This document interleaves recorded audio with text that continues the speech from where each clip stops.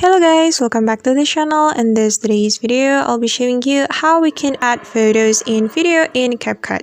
Let's get started. Here I have imported my video to CapCut and we're going to add photos to this video. So the first thing we should do is click on this plus button. Then since we want to add photos, we can click on photos section right here guys. Just tap on it and select the photos that you want to add to your CapCut or your project, and you can choose it as much as you like, and I'm just going to add one photo. So just tap on the photo. Make sure that you tap on this circle. After that, we can click on add.